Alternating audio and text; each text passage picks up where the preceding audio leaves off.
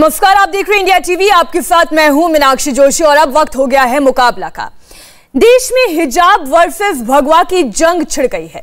यह मुद्दा कर्नाटक से निकलकर कई राज्यों में फैल गया है। इनमें यूपी जैसे राज्य भी शामिल हैं जहां चुनाव होने जा रहा है।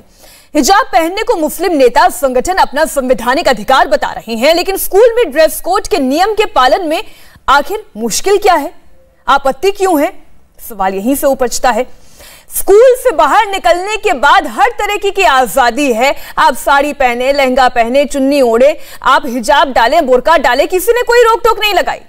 लेकिन कर्नाटक का लॉ ये कहता है कि स्कूल के बाहर तो फ्रीडम है, लेकिन एजुकेशन एक्ट 1983 के तहत आपको स्कूल कॉलेज कैंपस के अंदर यूनिफॉर्म कोड का पालन करना होगा। लेकिन यह मुद्दा अब संवैधानिक अधिकारों से बढ़कर सियासी हो गया है। इसे पॉलिटिकल टूल बना लिया गया है। और यह कैसे हुआ है, एक एक करके हम इसके सारे सबूत आपके सामने रखते हैं। आज इस विवाद में ओवैसी और प्रियंका की कैसे एंट्री हुई, सबसे पहले आपको सुनाते हैं प्रियंका गांधी की बात। प्रियंका का साफ कहना है कि आप एक महिला को नहीं बता सकते वो क्या पहने। एक महिला का अधिकार है, वो बिकिनी पहनना चाहे, वो हिजाब पहनना चाहे, वो घूंघट लगाना चाहे, वो साड़ी पहनना चाहे, वो जीन्स पहनना चाहे। इसमें कोई राजनीति की बात नहीं और ना होनी चाहिए। स्कूल में बिकनी कहां से आ गई प्रियंका? हाँ, आप वो शैक्षिक संस्थान की बात है। देखिए आप गोल मोल करके कुछ भी कह सकते हैं। किसी का अधिकार नहीं है कि वो एक महिला को कहे कि तुम ये पहनो। आपको मैं कह रही हूँ वो स्कार्फ उतारो, स्कार्फ उतारो अपना। मैं नहीं हूं, मैं तो सांसद हूं। आप कहाँ भी जहां भी हो, मुझे क्या अधिकार है आपको ये कहने का? नहीं है, सिंपल। प्रियंका गांधी की आपने बात तो सुनी, लेकिन उससे पहले कि मैं उत्तर प्रदेश के डिप्टी सीएम केशव प्रसाद मौर्य का रिएक्शन आपके सामने रखूं, जरा आप याद कीजिए राजस्थान के मुख्यमंत्री अशोक गहलोत का वो ट्वीट, जिसमें अशोक गहलोत खुद ये कहते हैं कि घूंघट प्रथा कतई बर्दाश्त नहीं होनी चाहिए।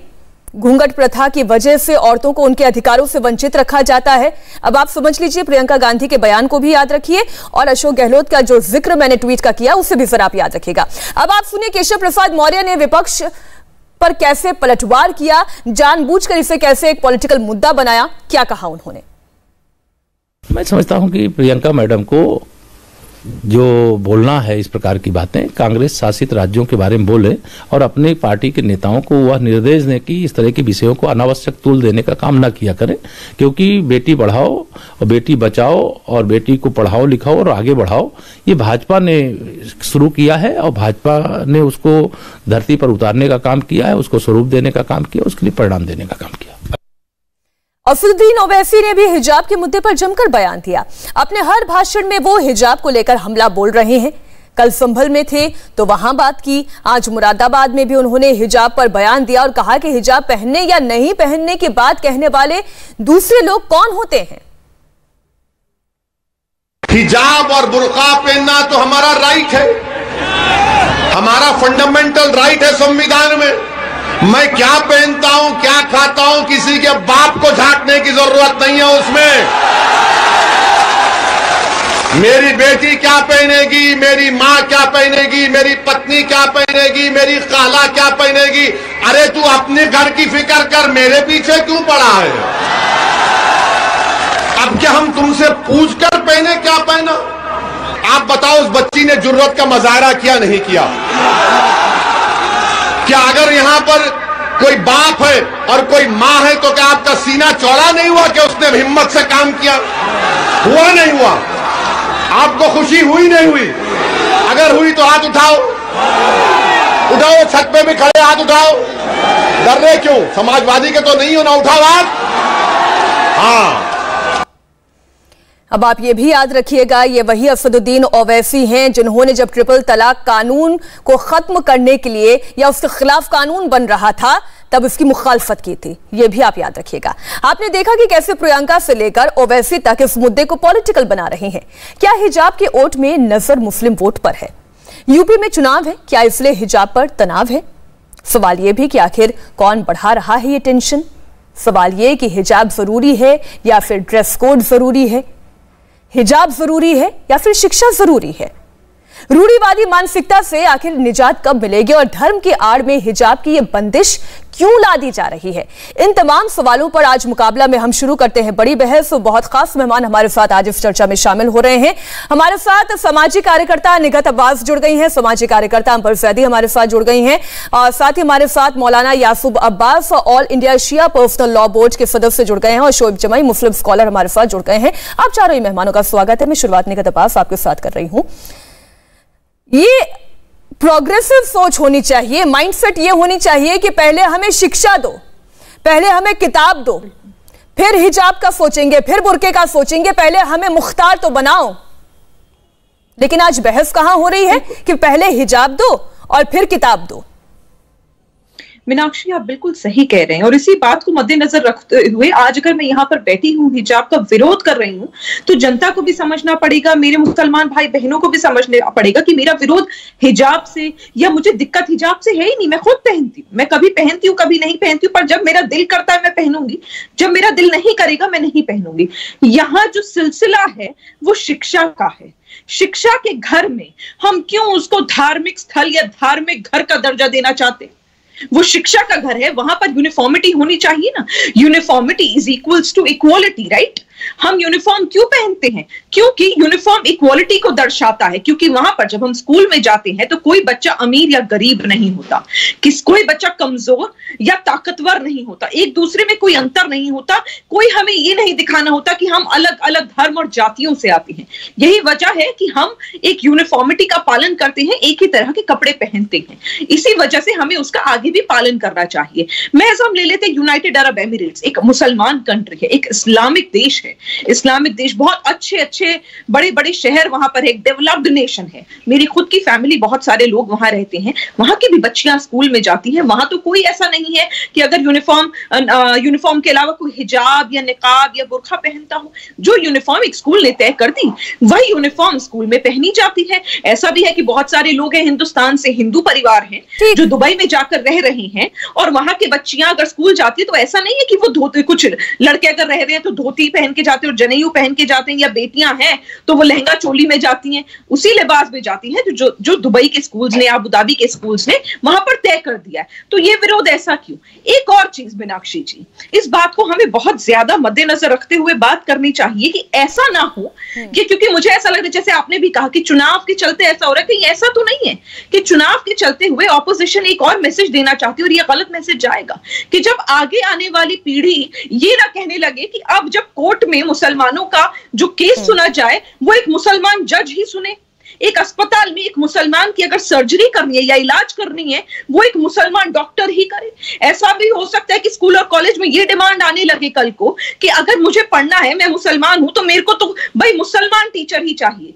इन सब चीजों को हमें अगर खत्म करना है और आगे बढ़ावा नहीं देना तो आज यूनिफॉर्मिटी का पालन करना पड़ेगा। ठीक है, यूनिफॉर्मिटी के आप साथ खड़ी होती हैं कि स्कूलों में ड्रेस कोड है, वहां पर ड्रेस कोड का पालन होना चाहिए और आप स्कूल से बाहर क्या करते हैं वो आपका फ्रीडम ऑफ चॉइस है।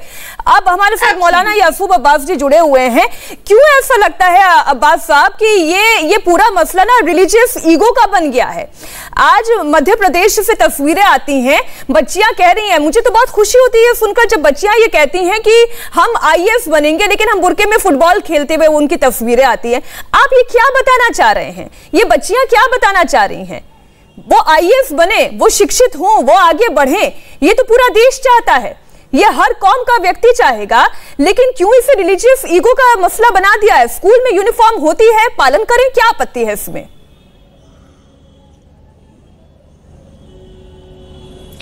देखिए मीनाक्षी जी, जहाँ तक मैं समझता हूँ कि जिस तरीके से कल ये जो घटना घटी उसके मैं भरपूर तरीके से उसको कंडम करता हूँ और ख़ाली कंडम ही नहीं करता हूँ बल्कि मैं उस सरकार को भी मजम्मत करता हूँ, उस प्रादेशिक सरकार की, कि सरकार के रहते हुए एक बच्ची को कुछ भगवादारियों ने जिस तरीके से घेरा और वहाँ के ऊपर मजहबी जज्बात भड़काने की कोशिश की। और ख़ाली मजहबी जज्बात भड़काने की नहीं कोशिश की, उस बच्ची ने डट के मुकाबला किया। वो स्कूल के अंदर नहीं थी, वो हिजाब स्कूल के बाहर पहने हुए थी और वो अपनी गाड़ी खड़ी करके, माफ कीजिए मैं हो सकता है गलत हूँ, लेकिन उस बच्ची ने बुर्का पहना था, मैं सही हूँ या गलत हूँ मुझे ये बता दीजिए? उसने निकाब भी पहना हुआ था, बुर्का पहना हुआ था, काले रंग का पूरा बुर्का पहना हुआ था, ठीक है। और बुर्का पहनना हमारा राइट है, बुर्का पहनना हमारा राइट है। और हर मजहब में, क्या हिंदू मजहब में हिजाब नहीं है? क्या क्रिश्चियन मजहब में हिजाब नहीं है? क्या सिख मजहब में हिजाब नहीं है? औरत को बिल्कुल अब्बास जी, अब आप एकदम सही बात कह रहे हैं कि चाहे वो किसी भी धर्म का पालन करने वाला हो। अब्बास जी मेरी बात सुनिएगा गौर से, में होती है। अब्बास जी मेरी बात गौर से सुनिएगा, मैं ये कह रही हूँ हिजाब में रखा गया है मीनाक्षी जी। मैं आपकी बात को मान रही हूँ, मैंने कब इनकार किया। मैं ये कह रही हूँ आप इसे किसी भी दृष्टि से देखें, किसी भी धर्म की दृष्टि से देखें, किसी को घूंघट पहनना है, किसी को बोल के हवाले से भरपूर तरीके से आप निंदा करिए ना, लेकिन मेरे सवाल का जवाब दीजिए। मैं ये कह रही हूँ स्कूल के प्रीमाइसेस के बाहर बच्चियां क्या कर रही हैं? अरे सर सुनिए ना, और ये अल्लाह अकबर का नारा जो था उसके खिलाफ मैं भी बोलती हूँ, मैं उसकी खिलाफत मैं भी करती हूं। मुझे कतई ये तस्वीर पसंद नहीं आई कि इतने सारे लड़के मिलकर घेर कर किसी एक लड़की के खिलाफ कोई नारा लगाए, वो भी एक धार्मिक नारा लगाए। ना मुझे ये जय श्री राम सुनना पसंद आया, ना मुझे इस तरीके से अल्लाह अकबर सुनना पसंद आया। ये बच्चे पढ़ने जाते हैं लेकिन ये पॉलिटिकल टूल बन गए हैं, मुझे वो तस्वीर यहां पर नजर आती है, मैं इसलिए इसकी मुखालफत करती हूं। लेकिन अब्बास साहब मैं आपसे ये पूछना चाहती हूं, स्कूल के प्रीमाइसेस के अंदर क्या यूनिफॉर्म का पालन नहीं होना चाहिए? स्कूल के बाहर वो चाहे जो पहने, किसने रोका? बेशक होना चाहिए, मगर सवाल यह कि वो बच्ची बुर्का पहन के अंदर दाखिल हो रही है, अभी वो स्कूल के अंदर जा रही है, बाहर है, वो अभी गई नहीं है। ये तो बाहर की पिक्चर आई है ना, अभी तो अंदर की पिक्चर नहीं है। क्या उस बुर्के के अंदर उसका ड्रेस भी होगा? वो बच्ची के बुर्के के अंदर ड्रेस भी होगा? आप ये कैसे कह सकती है कि बुर्के के अंदर उसका ड्रेस सर नहीं है? मैं केवल इस बच्ची की बात नहीं कर रही, हाई कोर्ट में जो मसला लड़ा जा रहा है, आपको इस बात का इल्म है ना? ये बात कही कि उस बच्ची ने ड्रेस कोड का मजाक उड़ाया। अब्बास जी मैं इस अकेली लड़की की बात कर ही नहीं रही हूँ, मैं उन 6 लड़कियों की बात कर रही हूँ जिनका मामला आज हाई कोर्ट में सुना जा रहा है। अगर शिक्षा को धर्म और जात और पात में, अगर शिक्षा को बुर्का और टोपी और भगवे में बांट दिया गया तो हमारा फ्यूचर तबाह होगा, हमारा कल तबाह होगा, हमारा मुस्तकबिल तबाह होगा, यही बात है। और इसी पर तो चर्चा हो रही है। विश्वास की बात करते हैं, नहीं आप अभी तक मसला समझे नहीं है। विश्वास की बात कर रहे हैं, आई एम सॉरी टू से, पर आप अभी तक मसला समझे ही नहीं है। मुझे एक मौका और दें, मैं उन 6 लड़कियों की बात कर रही हूँ जिनका मसला हाई कोर्ट में सुना जा रहा है। मीनाक्षी जी, और मैं बहुत कायदे से, मैंने बहुत माइन्यूटली वॉच किया है मैंने, मुझे कल नींद नहीं आई मीनाक्षी जी, यकीन मानिए कि इस हरकत को देख के कि एक बार धर्म के नाम के ऊपर मुल्क का बंटवारा हो चुका है।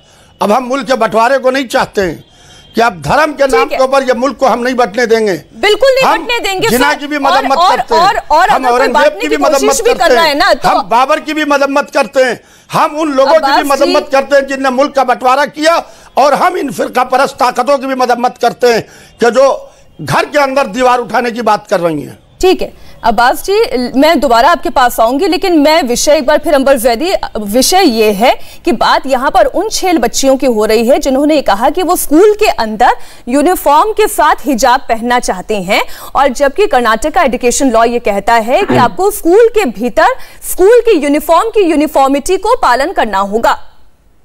अब सवाल यही बात का हुआ है। बिल्कुल, देखिए मीनाक्षी, यहाँ पर कहीं पे भी कोई कंफ्यूजन नहीं है। जो लोग आर्टिकल 25 का बार बार हवाला देते रहते हैं कि हमारा संविधान हमें इजाजत देता है कि हम बुर्का पहने, हिजाब पहने, यहाँ तक कि प्रियंका गांधी जी ने बिकनी भी पहुंचा दी स्कूल में, जो कि बहुत ही मुझे लगता है बेतुका बयान था। स्कूल में बिकनी की कोई जरूरत ही नहीं होती है। तो हमें हम इन सारी चीजों को पूरा तरीके से राजनीतिकरण इसका होता देख रहे हैं, जबकि होना ये चाहिए था कि ये सारी चीजें स्कूल एडमिनिस्ट्रेशन और बच्चों के बीच में सुलझ जाती है। लोग कह रहे हैं कि इसका राजनीतिकरण हो रहा है क्योंकि कर्नाटका में इलेक्शंस आ रहे हैं और हमारे देश में आज भी 5 राज्यों में इलेक्शन है। लेकिन आप ये देखिए कि कोर्ट लेकर कौन गया इस मामले को। अगर आपकी नीयत इतनी साफ थी तो आप प्रशासन के साथ बैठकर, स्कूल प्रशासन रहा था, आप अपने पेरेंट्स के साथ में ले जाकर इस मामले को सुलटा सकते थे। और आप खुद को भी, हम सबको चाहिए कि अगर हमें हमारा संविधान हमें कुछ अधिकार दे रहा है तो उसके साथ में जिम्मेदारियां भी आती। हम आधा अधूरा पढ़ेंगे जितना हमारा मतलब का है,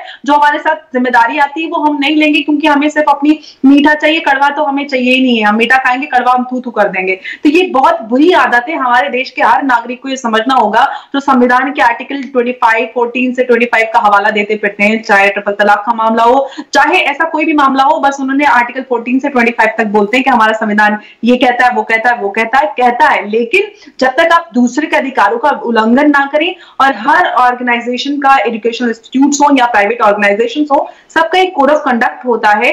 और हम शादी ब्याह बारात में भी जाते हैं तो हमसे कोई कहता नहीं है कि भाई आप सजे धजे चमकीले कपड़े पहन के आइएगा। हमें पता है कि शादी ब्याह बारात का मौका है तो हमें किस तरह के कपड़े पहन के जाने हैं। तो ये एक हमें उस डेकोरम को मेंटेन करना होता है, हमें सबके साथ एक जैसा दिखना होता है। यूनिफॉर्मिटी की हम बात करते हैं, वो हर जगह अप्लाई होती है, कहीं कहा जाता है और कहीं नहीं भी कहा जाता है। तो ये हम स्कूल से सीख के जाते हैं कि हम एक जैसे दिखेंगे। जब हम बच्चों को प्रैक्टिस करके बताया जाता है कि बच्चे आपको ऐसे खाना है, इतना चबाना है, आपको धीरे धीरे पानी पीना है, आपको स्कूल में एक जैसे कपड़े पहनने हैं। यहाँ तक कि जब हम लोग स्कूल में जाते थे मीनाक्षी, तो हमें चूड़ी बिंदी और मेहंदी लगाने की इजाजत नहीं होती थी। बिल्कुल। तो ये स्कूल की बात है, ऐसा तो नहीं है कि हमें कोई कह रहा है कि आप चूड़ी बिंदी लगा ही नहीं सकते, क्योंकि हमें स्कूल में कानून को हमें बना के रखना है, फॉलो करना है, और हम आगे चल के एक बेहतर इंसान बन सकते हैं, क्योंकि हम स्कूल से सीख कर आते हैं। जो लोग खुद ऑलरेडी रिलीजन लेकर पहुंच जाते हैं स्कूल में, फिर वो इक्वालिटी की बात करते हैं, यूनिफॉर्मिटी की बात करते हैं। आप एलिनेट खुद को पहले ही कर दे रहे हैं, फिर आप यूनिफॉर्मिटी की कैसे बात कर सकते हैं? आप अगर बुर्का पहन के आएंगे तो फिर जो लोग भगवा पहन के आते हैं, तो फिर वो लोग क्या गलत कर रहे हैं? तो गलत तो फिर कोई नहीं है, दो गलत मिलकर सही नहीं हो जाते। बिल्कुल बिल्कुल, ये एक ऐसा इशू था जिसे स्कूल के अंदर ही निपट जाना चाहिए था, लेकिन अगर इसे आज सियासी मुद्दा बना दिया है तो इस देश के सियासतदानों ने ही इसे सियासी मुद्दा बनाया है। हम इस पर आएंगे। शोएब जमाई जी भी हमारे साथ जुड़े हुए हैं। शोएब जी, जरा मुझे एक बात बताएं, ये जो हिजाब है, क्या ये मुस्लिम आइडेंटिटी का कोई मैंडेटरी पहलू है? क्या हिजाब पहनने से ही वो मुस्लिम है या उसके मुस्लिम होने का सबूत हिजाब है, ऐसा कहीं लिखा गया है? देखिए, आपकी जो बिलीफ होगी और जो सेंटिमेंट होगा उसका भी मैं सम्मान करता हूँ, लेकिन मेरा जो बिलीफ होगा इस मामले का, सेंटिमेंट होगा, मैं उम्मीद करता हूँ उसका भी आप सम्मान करेंगे। मैं बस ये इसका पहले जवाब चाहती हूँ, फिर आप अपने सेंटिमेंट रखिएगा। क्या ये कहीं कुरान में लिखा हुआ है या कहीं हदीस में लिखा हुआ है कि मुस्लिम आइडेंटिटी या मतलब कोई औरत यदि हिजाब पहनती है तो ही वो मुसलमान कहलाएगी, उसका हिजाब पहनना आवश्यक है, ये तो पहनना ही पहनना है? जी, आज ही अभी अंबर जी हमारे साथ एक चैनल में बैठी थी, उसी में बात ये आ गई थी कि कुरान में 2 जगह ऐसी आयत है जिसमें सर ढकना यानी हिजाब पहनना ये मैंडेटरी है। ये कुरान की आयत है, 2 जगह, वो आज चैनल पे हमने डिस्कस भी कर लिया। दूसरी बात ये है कि मेरे नजर में, मेरी बिलीफ में, हिजाब कमजोरी की निशानी नहीं है, बल्कि symbol of resistance against evil और एक मजबूती। Shoaib ji, I am sorry to interrupt. Shoaib ji, I am sorry to interrupt, आप अपनी बात आगे रखिएगा, लेकिन अंबर जैदी ने तुरंत ना में इशारा किया। उन्होंने कहा कि नहीं, ये मैंडेटरी नहीं है। अंबर, मैं एक बार जान लूं, आप कहां पर डिस्कस करके आए वो इंडिया टीवी के दर्शकों को नहीं पता ना। देखिए, शोएब जी, सबसे अहम बात है, नहीं शोएब जी, ये कैसी धमकी दे रहे हो? क्यों धमकी दे रहे हैं आप? ये आप क्या डर रहे हैं? शोएब जी, आप डर रहे हैं क्या? शोएब जी, आप डर रहे हैं क्या? एक मिनट अंबर जी, एक मिनट। शोएब जी, आप ये डिबेट छोड़ देने की धमकी क्यों देते हैं? आप डर रहे हैं क्या? आप कहां पे कोई बात डिस्कस करके आए? इंडिया टीवी के दर्शकों को क्या पता? नहीं, कोई इनजस्टिस नहीं है। मुझे पहले सवाल का जवाब जानना चाहिए। मेरे दर्शकों को इस सवाल का जवाब मिलना चाहिए। इज इट मैंडेटरी और not? Ambar, is it mandatory? क्या ये मुस्लिम? Absolutely not. नहीं, वो तो कह रहे हैं कि कुरान में लिखा है। नहीं, तो गलत बोल रहे हैं ना। जो लोग ये कहते हैं कि जैसे कि सिखों को टर्बन और कृपान पहनने की इजाजत है, तो फिर मुसलमानों को क्यों नहीं है? सिखिज्म एक ऐसा धर्म है जिसके बेसिक जो धार्मिक प्रिंसिपल्स हैं उसका हिस्सा है टर्बन। इस्लाम में हिजाब, दाढ़ी, टोपी उसका बेसिक प्रिंसिपल्स में नहीं आता। जो हमारे 5 इस्लाम के मूल आधार है, आप शोएब जमाई जी से पूछ लीजिए वो क्या है। क्या उनमें हिजाब, बुर्का, टोपी आती है? बिल्कुल नहीं। ये एक सभ्यता का हिस्सा है। आप इसको उस मानसिकता को लड़कियों पर थोप कर आप कहते हैं कि भाई ये लड़की शेरनी है। आप एक लड़की जो नहीं, ठीक है अंबर, मैं अब आपकी बात हमने सुन ली। अब शोएब जी, अंबर जी का ही आपने जिक्र किया, उन्होंने, अंबर जी ने क्लियर कर दिया दर्शकों के सामने, इट इज नॉट मैंडेटरी। अगर आज अंबर और निगहत हिजाब पहनकर नहीं बैठी है तो इसका मतलब ये नहीं कि वो कम मुसलमान हो गई हैं। चलिए शोएब जी, अब अपनी बात रखिए। फिर से मैं बता दूं दर्शकों को समझाने के लिए, क्योंकि अभी कानूनी पहलू पे मैं आऊंगा। कुरान के चैप्टर नंबर 24 वर्ष नंबर 31 में साफ तौर पर खुदा ताला हुक्म करते हैं हिजाब के, सर के ढकने का और निगाहों के झुकाने का। अब इसमें कोई कंट्रोवर्सी नहीं होनी चाहिए, वरना फिर किसी मुफ्ती साहब से चर्चा करेंगे। दूसरी बात, हम कानूनी पहलू की अगर बात करें तो कानून ये कहता है, कर्नाटक एजुकेशन एक्ट 1983 मेरे पास है, ठीक है ना, और आज इस पे हाईकोर्ट पे चर्चा भी हुई। 1983 का जो एक्ट है ड्रेस कोड का, वो क्लास 1 से लेकर 10 तक, यानी जहां तक स्कूल का लेवल है वहां तक लागू होता है। और ये जो कंट्रोवर्सी शुरू हुई थी वो 11-12 की लड़कियों के साथ शुरू हुई थी, जिनको पीयूसी कॉलेज कहते हैं। तो पहली बात है, वो ड्रेस कोड का जो कानून 1983 का है वो पीयूसी कॉलेज की लड़कियों के लिए लागू ही नहीं होता है, और 2016 का कर्नाटक हाईकोर्ट का ऑर्डर भी है उस मामले में पहले से ही। दूसरी बात कि यहाँ पे तो मैनेजमेंट गलत साबित हो रहा है ड्रेस कोड के मामले में, और लड़कियां सही है कि भाई यहाँ से पीयूसी में, पीयूसी कहते हैं 11-12, जिसको प्री यूनिवर्सिटी लेवल कॉलेज कहते हैं इस कर्नाटक में, बाकी जगह हम लोग यहाँ पे 11-12 कहते हैं, तो पीयूसी में लागू नहीं है। दूसरी बात, साबित हो जाता है कि वो एक्ट के तहत और कानून के तहत भी लड़कियां अपनी जगह सही हैं और मैनेजमेंट गलत है, तो तीसरी बात अब आती है, ये कहते हैं हिजाब का विरोध कर रहे हैं। मेरा सवाल ये है, ये झगड़ा तो, ये कंट्रोवर्सी मैनेजमेंट, कॉलेज मैनेजमेंट और लड़कियों के बीच का था ना, ये जो तीसरा पक्ष है जिनको पट्टा बांध करके प्रोटेस्ट करने की कहा गया, और लड़के भी प्रोटेस्ट कर रहे हैं। एक मिनट अंबर रुकिए ना, बात पूरी हो जाने दीजिए। उनका क्या इस मामले में बनता है? यानी सीधा सीधा एक साजिश है, एक षड्यंत्र है माहौल बिगाड़ने का और राजनीतिक फायदा उठाने का। नंबर 2, नंबर 3 ये, मैं इन तमाम महिला एक्टिविस्ट जो यहाँ बैठी हैं उनसे बड़ा रिस्पेक्टफुली ये पूछना चाहता हूँ कि आज आपको तय करना पड़ेगा कि आप लड़की के एजुकेशन के साथ, उनके राइट की चॉइस के साथ खड़े हैं, या उन गुंडों के साथ खड़े जो उनको उन गुंडों के साथ तो देखिए पहली बात कोई खड़ा नहीं है शोएब जी, लेकिन अब आपने जो सवाल पूछा है निगत उसका जवाब देना चाहती है। एक मिनट, नहीं आपने बोला ना कि ये किनके साथ खड़ी है।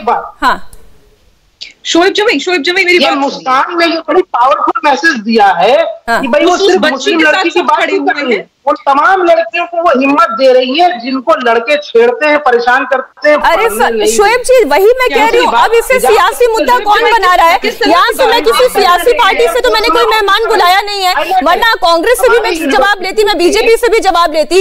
ये आप लोग यहाँ पे इस चर्चा के लिए बैठे हैं कि क्या वाकई में हिजाब जरूरी है, क्या यूनिफॉर्म की यूनिफॉर्मिटी होनी चाहिए, एजुकेशन जरूरी है या हिजाब जरूरी है? सवाल यहाँ पर है, ये बुनियादी मुद्दा है। निगत, मैं बड़े सीधे सवाल के साथ आपके पास आ रही हूँ। अभी थोड़ी देर पहले शोएब जमी ने कहा कि ये कुरान में लिखा गया है और ये कहा गया, ये मैंडेटरी है कि हिजाब पहनना चाहिए, आंखें झुकी हुई होनी चाहिए, और शायद एक दो और बातों का वो जिक्र कर रहे थे। ये मैंडेटरी है या फिर जो अंबर जैदी कह रही थी कि नहीं ये मैंडेटरी नहीं है? पहली बात तो ये एकदम सरासर झूठ है कि ये मैंडेटरी है, ऐसा कुछ नहीं है। कुरान पाक में साफ जाहिर तौर पर लिखी गई है ये बात कि law of the land is supreme law. जिस धरती पर, जिस सरजमीन पर आप रहते हैं, वहां का जो भी कानून है उससे बड़ा, उसके संविधान से बड़ा और कुछ नहीं है। छोटी सी कहानी मेरे पास है, अगर आप मुझे समय दे 20 सेकंड का तो मैं बताती हूँ। बिल्कुल बोले। कि हजरत अब्बास किसी दिन नबी साहब के साथ जा रहे थे, घुड़सवारी कर रहे थे, वो जा रहे थे और उन्होंने देखा कि एक महिला बगैर पर्दे के जा रही है, तो उनकी नजर वहां चली गई, हजरत अब्बास की नजर वहां उन पर चली गई। तो नबी साहब ने हजरत अब्बास का चेहरा यूं पकड़कर और घुमा दिया और उन्होंने कहा कि पर्दा उनका नहीं, पर्दा तुम्हारी आंखों में होना चाहिए, पर्दा हमारी आंखों में होना चाहिए। शर्म का पर्दा है जो पर्दा कहा गया, ना ही बालों का ना ही कुछ का, आपकी नजरों का पर्दा है। तो ये जो कहा गया है कि आप निकाब पहनिए, लेकिन शोएब जी तो कह रहे थे कि नजरें झुकी होनी चाहिए, औरत की नजर झुकी होनी चाहिए, हिजाब होना चाहिए, नजरें झुकी होनी चाहिए आदमी की। आप बेशर्म है, आप किसी महिला को बिना हिजाब के आप अपने आप को कंट्रोल ही नहीं कर पा रहे हैं। देखना कुछ नहीं, डोमिनेटिंग फैक्टर है, ये डोमिनेंस है, कुछ नहीं चाहते आप, सिर्फ कंट्रोल चाहते, कंट्रोल फ्रीक है। और यही वजह है कि आप चाहते बंद में लाई रही। नहीं तो मौलाना अब्बास साहब से यहाँ मेरा सवाल है, शोएब जमी तो कल जवाब दे नहीं पाया, आप ही की डिबेट पे मीनाक्षी जी हम बैठे थे, उनसे मैं पूछना चाहती हूँ कि आज मैंने बाल खुले हुए बैठी है, अंबर जैदी नॉर्मल बिना हिजाब के, बिना बुरखे के बैठी हुई है, मैं भी ऐसी ही बैठी हूँ। क्या मौलाना साहब पढ़ाई का इंस्टीट्यूशन जो मुसलमानों में है मदरसा, उस मदरसे में हमें वेस्टर्न आउटफिट में बाल खोल के जाने देंगे? और अगर जाने देंगे, अगर हमें इजाजत है तो फिर बेटियों को भी इजाजत मिल जानी चाहिए नॉर्मल स्कूल में हिजाब पहन के जाने की। अब्बास जी जवाब दें, क्या मदरसे में अंबर जैदी या निगत अब्बास या मैं अगर मदरसे में जाना चाहूं तो क्या मैं ऐसे जा सकती हूं बिना हिजाब के, बिना बुर्का पहने? देखिए, ये आदमी की अपनी अपनी सोच के ऊपर है। आप मजहब इस्लाम का अगर मजाक उड़ाना चाहती हैं इस चैनल के ऊपर बैठ के, मैं तो आपसे सवाल का जवाब चाहती हूं। आजाद हिंदुस्तान है। आप मदारिस अरबिया का अगर मजाक उड़ाना चाहती हैं, मदारिस अरबिया में हिजाब के साथ ही बच्चियां जो हैं वो हिजाब के साथ ही मदरसे में जाती हैं, मदरसे में हिजाब के साथ जाती हैं। और अभी बात हो रही थी हमारे लिए जनाब फातिमा ज़हरा सलामुल्लाह अलैहा कि वो हिजाब पहनकर ही मदरसे में पढ़ने के आएंगे। आप बात सुनिए और हमारे लिए सर, आप बात को आगे बढ़ाएं, उससे पहले मैं अगले सवाल के साथ आपके पास आ रही हूं। एक मिनट कौन औरत क्या नहीं कर रही है, हमारे लिए वो हुज्जत नहीं है। हमारे लिए रसूलुल्लाह की इकलौती बेटी जनाब फातिमा ज़हरा की सीरत हुज्जत है और इमाम हुसैन अलैहिस्सलाम की शेरनील बहन जनाब ज़ैनब की सीरत हुज्जत है कि जिन्होंने दरबार यजीद में खड़े होकर जालिम और जाबिर शहंशाहों को अकेले ललकारा है और उन्होंने वहां को बरहक की आवाज को बुलंद मदरसे में बिना हिजाब और बिना बुर्के के एंट्री नहीं है। जब मदरसे में बिना हिजाब और बिना बुर्के की एंट्री नहीं है तो स्कूल में आप ड्रेस अपना कोड ऑफ कंडक्ट क्यों लागू करना चाह रहे हैं? सवाल यहीं पर है। फिर स्कूल में आप स्कूल की यूनिफॉर्म का पालन क्यों नहीं करना चाह रहे हैं? ये निकट का सवाल है। सवाल यह है कि आप कर्नाटक सरकार की मजम्मत करने नहीं बैठी हैं, आप बार बार हिजाब के ऊपर आ रही हैं। आपको हिजाब को बदनाम करना है, आपको मुसलमान को बदनाम करना है। आप वेल प्लान वे में बैठी हुई हैं, सिर्फ मुसलमान को बदनाम करने के लिए। और आपके पास मौका था, आप अपने धर्म के लिए बोलते, आप लॉ के लिए बोलते, लॉ ऑफ लैंड के लिए बोलते, लेकिन आप उल्टा आरोप लगा रहे हैं। और अब हमारे साथ मौलाना अंसार रजा जी जुड़ गए हैं। हम आप ही से अब चर्चा को आगे बढ़ाते हैं। रजा साहब, देखिए, अगर आप जो कैथोलिक चर्चेस की बात करें, वहां पर घुटने से ऊपर तक के कपड़े या स्कर्ट या फ्रॉक पहनकर नहीं जा सकते। ये वहां का मॉरल कोड ऑफ कंडक्ट है, वहां का ड्रेस कोड है। आप गुरुद्वारे में सिर ढांके बिना नहीं जा सकते, ये वहां का कोड कंडक्ट है। अभी निगत और अंबर जैदी हमारे साथ जुड़ी हुई हैं। वो ये कह रही थी कि मदरसे में भी जाने का अपना एक ड्रेस कोड है, आपको वही फॉलो करना होगा, वही करके आप अंदर जा सकते हैं। तो फिर सारी हाय तौबा स्कूल के कोड ऑफ कंडक्ट पर क्यों मची हुई है, जहां पर स्कूल का यूनिफॉर्म है, कानून कहता है यूनिफॉर्म को पालन करना होगा, लेकिन उसके बावजूद एक जिद। ये क्या, ये कोई अहम का मसला है? देखिए मीनाक्षी जी, आप मुझे एक बात का जवाब दीजिए। आप लोगों से सवाल करती हैं, मैं आपसे एक सवाल करता हूं।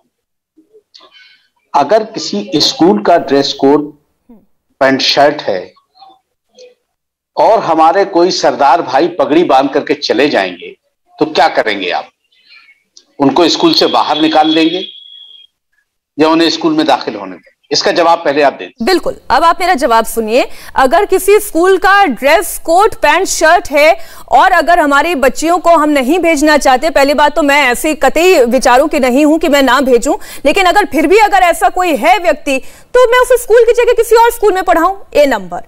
दूसरी बात, आप जो ये सिखों की बात कह रहे हैं कि ये दस्तार पहनना, पगड़ी पहनना, ये उनके सिख होने की पहचान है। जिनके पगड़ी नहीं है, जिनका पग नहीं है, वो सिख नहीं है, वो फिर मोना पंजाबी कहलाता है ना? ये बात तो आप जानते हैं। तो जिसका पग रखना उसके सिख होने की पहचान है, उसकी पग आप कैसे उससे छीन सकते हैं? रजा साहब, नहीं छीन सकते ना। तो हमारे घर की महिलाओं की पहचान रजा साहब बहुत गलत चले गए हैं। उसे क्यों आप छीन रहे हो? रजा साहब बहुत गलत चले गए। क्यों बुर्का पहनना गलत है? इस्लाम की पहचान, हमें पता है कि दोनों महिलाएं जो आपकी बेटी है, अगर है तो आपका कहने का मतलब है कि अंबर और निघत अब्बास मुसलमान नहीं है। दाढ़ी, टोपी, हिजाब, निकाब, बुर्खा, ये मुसलमान की इस्लाम। नहीं रजा साहब, आप जिस सवाल के साथ मेरे पास आए, मैंने आपको बता दिया सिख होने की मैंडेटरी आइडेंटिटी। एक मिनट निगत जी, सिख होने की मैंडेटरी आइडेंटिटी अंसार रजा साहब उनकी पग है। अगर पग नहीं है तो वो सिख नहीं है। ये जरा आप नोट करके रख लीजिए। आपके कई सारे सिख दोस्तों को इनसे पूछ लीजिएगा। लेकिन ये हिजाब आपकी मैंडेटरी आइडेंटिटी नहीं है। आप बोल दीजिए अंबर और निगत क्या मुस्लिम नहीं है? क्या अंबर और निगत मुस्लिम नहीं है? तो आपके हिसाब से अंबर जैदी, निगत अब्बास मुसलमान नहीं है? अरे बाकी जो तमाम मुसलमान एंकर्स बैठती हैं टीवी पर बिना हिजाब, बिना बुर्के, बिना निकाब के, वो नहीं है उनके चैनल पे आना। आप बहुत गलत चले गए रजा साहब, आप बहुत गलत चले गए। एक छोटे से ब्रेक के लिए मुझे रुकना होगा। अच्छा चलिए ठीक है, चर्चा आगे बढ़ाएंगे। मुसलमान को फकीर का लकीर अपने हिसाब से बना दिया। एक मिनट निगत, अंबर कुछ कहना चाहती है, मैं एक एक करके आऊंगी। निगत, अंबर कुछ कहना चाहती है। अंबर, रजा साहब का ये कहना है कि ये मैंडेटरी है, हिजाब पहने तो मुसलमान है, ये इनकी मैंडेटरी आइडेंटिटी है औरतों की। हमारी पहचान है हिजाब में, ये कह रहा हूँ। इनकी मानसिकता है, ये मैंडेटरी है। कुरान में कहीं नहीं लिखा है। कुरान में कहाँ लिखा है, कहाँ पे ड्रेस कोड लिखा हुआ है कि आपको बुर्का, दुपट्टा, हिजाब, निकाब पहनना है? कहीं नहीं लिखा है। ये आप महिलाओं के ऊपर अपनी मानसिकता थोपने भी नहीं लिखा कि आप कहीं टीवी पे डिबेट करने बैठिए। तो आपके लिए लिखा, आप बैठिए। मेरे लिए तो नहीं लिखा, आपके लिए लिखा है भाई। इस्लाम में एक मिनट रसा जी, अब आपने जिस ट्रैक पर बहस शुरू की है ना, तो जरा आप सुनने का भी मादा रखिए। सर आप सुनने का भी मादा रखें। निगत और अमर जैदी यही आपके साथ बैठी हैं। ये एक मिनट मैं आप चारों मेहमानों को रोकना चाहूंगी। एक बहुत बड़ी खबर आ रही है, मैं सीधा चलती हूँ मेरे सहयोगी सौरभ शर्मा के पास। एक बहुत बड़ी खबर, प्रधानमंत्री का एक्सक्लूसिव इंटरव्यू रात 8 बजे इंडिया टीवी पर। सौरभ। जी हाँ बिल्कुल मीनाक्षी, अभी खबर आई है कि प्रधानमंत्री नरेंद्र मोदी का एक इंटरव्यू जो है वो रात 8 बजे होगा, प्रसारित किया जाएगा। इसकी जानकारी आई है। प्रधानमंत्री PM Narendra Modi's interview with ANI on several issues including Assembly elections 2022 to be played at 8 PM today. The duration of the interview is 70 minutes. 70 minute का ये इंटरव्यू है। ANI को एक इंटरव्यू दिया गया है और उसमें ये साफ इसमें लिखा गया है कि बहुत सारे तमाम मुद्दों पर होगा, सवाल जवाब हुए हैं, खास तौर पर असेंबली इलेक्शंस 2022। अब देखिए ये अपने आप में जरूर एक चर्चा का विषय बनेगा, क्योंकि कल उत्तर प्रदेश में पहले फेज का चुनाव है और उससे एक शाम पहले प्रधानमंत्री का इंटरव्यू आना, तो जाहिर है कि इसमें वो यूपी के तमाम मुद्दों की बात भी करेंगे, यूपी में हो रही राजनीति की बात भी करेंगे और विरोधी इसको सीधे सीधे जोड़ के भी देखेंगे कि चुनाव से पहले प्रधानमंत्री ने इंटरव्यू देने का फैसला क्यों किया, चुनाव से ऐन पहले ऐसा फैसला क्यों किया। इससे पहले भी आपको याद होगा कि आज अब से थोड़ी देर पहले योगी आदित्यनाथ ने एक तस्वीर जारी की है जिसमें वो है प्रधानमंत्री मोदी है, प्रधानमंत्री मोदी उनका हाथ ऐसे उठा करके तस्वीर खिंचवा रहे हैं। तो आज मैसेज साफ देने की कोशिश है बीजेपी की तरफ से कि यूपी में अगर कुछ सबसे बड़ा मुद्दा इस चुनाव में है तो वो है मोदी और योगी की जोड़ी। प्रधानमंत्री मोदी और मुख्यमंत्री योगी आदित्यनाथ, बार बार जिस डबल इंजन की सरकार का जिक्र किया जाता है, तो आज उस डबल इंजन को स्टेट से भी और सेंटर से भी पूरी तरीके से यूपी के वोटर्स के सामने रखने की कोशिश की जाएगी। पहले सीएम योगी वो तस्वीर ट्वीट करते हैं और उसके बाद प्रधानमंत्री के इंटरव्यू की खबर आ जाती है। 70 मिनट का इंटरव्यू है, बड़ा इंटरव्यू है। पिछले 2 दिनों में प्रधानमंत्री लोकसभा में बोल चुके हैं, लंबे भाषण उन्होंने दिए हैं, राज्यसभा में खूब बोले हैं, विपक्ष को खूब निशाने पर लिया है, उन्होंने अपनी उपलब्धियां भी बताई हैं, नेहरू से लेकर आज तक राजनीति हमारी किस किस दौर से गुजरी है वो भी बताया है। तो प्रधानमंत्री आप देखें तो लगातार पिछले 3-4 दिनों से एक बड़े अवसर खोज रहे हैं अपनी बात जनता तक पहुंचाने के लिए, फिर चाहे वो अभिभाषण का जवाब हो पार्लियामेंट में या फिर ये इंटरव्यू हो। अब इंटरव्यू में क्या क्या मुद्दे हैं इस पर 8 बजे जब इंटरव्यू शुरू होगा तब हम खुलकर बात कर पाएंगे, देख पाएंगे। 70 मिनट का इंटरव्यू है, लंबा इंटरव्यू है। जाहिर है कि चुनाव वोटिंग से एक शाम पहले, एक रात पहले ये इंटरव्यू आना, ये अपने आप में बड़ी बात है। इसमें कोई ना कोई मैसेज वोटर के लिए जरूर होगा। पहले चरण का चुनाव है कल उत्तर प्रदेश में 58 सीटों पर चुनाव। जब भी प्रधानमंत्री नरेंद्र मोदी बोलते हैं एक माहौल जरूर बनता है और आप बार बार ये कह रहे हैं कि चुनावों से ऐन पहले ये प्रधानमंत्री का इंटरव्यू आने वाला है, तो एक तरीके से ये कह सकते हैं कि यूपी में बीजेपी फेवरेबल माहौल बनने के पूरे आसार होंगे। देखिए ये वो उनकी कोशिश यही है, यही बताने की कोशिश है, जैसा मैंने आपसे पहले भी कहा कि प्रधानमंत्री यूपी में जब वोटर वोट डालने के लिए जाए तो उसे प्रधानमंत्री मोदी भी याद रहे। और ये बात तो वो खुद एक अपनी कैंपेन रैली में कह चुके हैं, स्पीच में कह चुके हैं कि जब यूपी के वोटरों से साफ साफ कहा था कि जब ईवीएम का बटन दबाने जाओ तो याद रखना ये देश का चुनाव है, केवल एक राज्य का चुनाव नहीं है, देश का चुनाव है। तो वो यूपी के वोटर्स को बार बार उनके वोट की अहमियत समझाने की कोशिश कर रहे हैं। तो जाहिर है इस इंटरव्यू को आप यूपी के इलेक्शन से अलहदा रखकर नहीं देख सकते, क्योंकि इंटरव्यू वो पहले भी देते आए हैं, लेकिन इंटरव्यू का वक्त वो मायने रखता है। तो जब चुनाव में जा रहा है राज्य, कल वोट पड़ने 58 सीटों पर, उससे ऐन पहले जब ये इंटरव्यू होगा तो उसका कोई ना कोई मैसेज तो वोटर के बीच में जरूर जाएगा।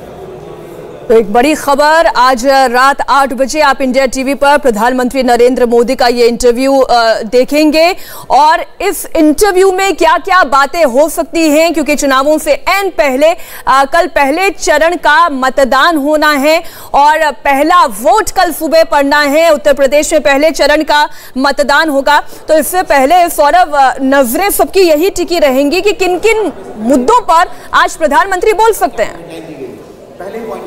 मैं एक चीज और कहना चाहता हूं मीनाक्षी, ये इंटरव्यू तो 8 बजे जो है वो प्रसारित किया जाएगा, लेकिन इस इंटरव्यू में क्या क्या अहम बातें हैं, इस इंटरव्यू से क्या क्या हेडलाइन निकली हैं, ये इंडिया टीवी आपको थोड़ी देर में पहले ही हमको बता देंगे कि इस इंटरव्यू में क्या खास बातें प्रधानमंत्री ने कही हैं, इस इंटरव्यू से क्या मैसेज प्रधानमंत्री देना चाहते हैं, इससे क्या बड़ी खबरें निकल के आ रही हैं, ये आपको इंडिया टीवी 8 बजे से पहले बताएगा। 8 बजे ये पूरा इंटरव्यू जो है ये प्रसारित किया जाएगा, लेकिन उससे पहले ही इस इंटरव्यू में प्रधानमंत्री ने क्या मैसेज डिलीवर किया है वो इंडिया टीवी आपको जरूर बता देगा। जी मीनाक्षी, आप कुछ कह रही थी। मैं ये कह रही थी कि सौरभ देखिए, एक तो चुनावों से एन पहले ये इंटरव्यू है, कल पहला वोट पड़ना है, पहले चरण का कल मतदान होना है और उससे पहले ये इंटरव्यू आना, तो हम एक चीज तो मानकर चल रहे हैं कि हो सकता है कि यूपी के इलेक्शन से जुड़ी हुई कुछ बातें हो, लेकिन अभी हाल ही में हमने जब संसद में प्रधानमंत्री नरेंद्र मोदी को सुना था तो कैसे विरोधियों पर उन्होंने करारा वार किया था, डिविसिव पॉलिटिक्स को लेकर वो अपनी बातों को बड़ी मुखरता से आज तक रखते आए हैं। तो क्या हम ये अंदाजा लगाएं या ये संभावना जताएं कि ये तमाम बातें आज खुलकर प्रधानमंत्री नरेंद्र मोदी इस पर बोलेंगे? बिल्कुल, आपको इसकी पूरी उम्मीद करनी चाहिए। विरोधियों पर तो वो हमलावर होंगे ही, वो ये मैसेज तो जरूर देना चाहेंगे वोटर को कि आप फर्क देख लें, हम में और उनमें फर्क देख लें। आप वो उनकी सरकारों में जो कुछ हुआ वो गिनाएंगे, अपनी सरकार में जो काम हुआ वो बताएंगे। तो ये तो चुनावी मौके पर कोई भी नेता हो वो इस मौके का इस्तेमाल जरूर करेगा ये बताने के लिए कि कैसे वो औरों से बेहतर है। और प्रधानमंत्री ने यह मौका पिछले दिनों पार्लियामेंट में भी इसका खूब आप कह सकते हैं अपने भाषणों में जिक्र किया है। तो आज उनके इंटरव्यू में उत्तर प्रदेश से जुड़ी बहुत सारी बातें होंगी, इसमें तो कोई दो राय ही नहीं है। उनका फोकस यूपी ही रहेगा और यूपी की पार्टियां रहेंगी। वो जरूर ये बताएंगे कि पूर्व की सरकारों ने उत्तर प्रदेश के लिए क्या किया आज तक। वो ये बताएंगे कि इतने बरसों में आज तक उत्तर प्रदेश के गांव में गलियों में क्यों शौचालय नहीं बने थे, क्यों सैनिटेशन का काम नहीं हुआ था, क्यों अब भी गरीब छप्पर के घर में रह रहा था। वो इन बातों का जरूर जिक्र करेंगे कि आज ये दुनिया के सामने ये आज हम कहते हैं, हम तो गर्व करते हैं कि सरकार ये गर्व करती है कि उसने बहुत बड़ा काम किया कि आज वो जल से नल दे रही है और उत्तर प्रदेश में इस परियोजना का काफी लाभ बहुत सारे लाभार्थियों को मिल भी रहा है। लेकिन अगर आप वैश्विक परिप्रेक्ष्य में देखें तो दुनिया के पास मैसेज तो ये जा रहा है कि 70 साल बाद भारत में ये काम हो रहा है। तो वो ये बातें जरूर उठाएंगे और बताएंगे कि आखिर उनकी सरकार के काम करने के तरीके में और बाकी सरकारों में क्या अंतर है। अच्छा, एक और बात सौरभ, आपको हालांकि ये तो हम सभी जानते हैं कि किसानों का एक आंदोलन हुआ, उसके लिए फिर क्या कदम उठाए गए, कैसे कृषि कानूनों को वापस ले लिया गया, नाराजगी दूर भी कर ली गई, लेकिन ये मुद्दा ऐसा है जो यूपी इलेक्शन में बार बार उठता रहा है, कई चर्चाओं में शामिल रहा है कि आप किसानों की बात तो करते हैं लेकिन आपने किसानों को क्या दिया। क्या आपको लगता है कि आज किसानों के मुद्दे पर भी कुछ प्रधानमंत्री बोलेंगे, कोई बात रखेंगे अपनी? बिल्कुल जरूर रखेंगे। किसानों को लेकर उनकी सरकार ने कई वादे भी किए हैं उत्तर प्रदेश में अपने संकल्प पत्र में, तो वो बातें वो जरूर बताएंगे। और देखिए, किसानों के बारे में, किसान आंदोलन हो या किसान कानूनों की वापसी हो, इस पर भारतीय जनता पार्टी कभी डिफेंसिव नहीं रही है। प्रधानमंत्री ने अपने उस संबोधन में जिसमें उन्होंने वो कानून वापस लेने का ऐलान किया था, उसमें भी ऐसा नहीं था कि वो अपने कानूनों को लेकर के बहुत डिफेंसिव हो रहे थे। उन्होंने इतना कहा था कि मैं कुछ लोगों को समझा नहीं पाया। वो आज भी उन कानूनों को अच्छा मानते हैं, वो आज भी मानते हैं कि उन कानूनों का लाभ जो है किसानों को मिलता। बहरहाल उत्तर प्रदेश में योगी आदित्यनाथ कई दावे करते हैं कि खास तौर पर गन्ना किसानों के लिए क्या क्या किया गया है। वो बताते हैं कि बरसों बरस उनकी पेमेंट जो है लटकी रहती थी, वो पेमेंट उन्होंने उनकी जारी करवाई है। उन्होंने गन्ना का जो मूल्य है, जो कीमत है वो बढ़ाई है। हालांकि पिछली सरकारों से कम बढ़ाई है, लेकिन उन्होंने वो बढ़ाई है। उनका वादा है कि वो 14 दिन के अंदर जो है, अब अगर दोबारा सत्ता में आते हैं तो सारी पेमेंट जो है वो क्लियर कर ली जाएंगी। तो किसानों को लेकर कहने के लिए भारतीय जनता पार्टी के पास बहुत कुछ है। इंडिया टीवी हर वक्त हर जगह डाउनलोड करने के लिए सर्च करें India TV news Google play store या ऐप स्टोर पर।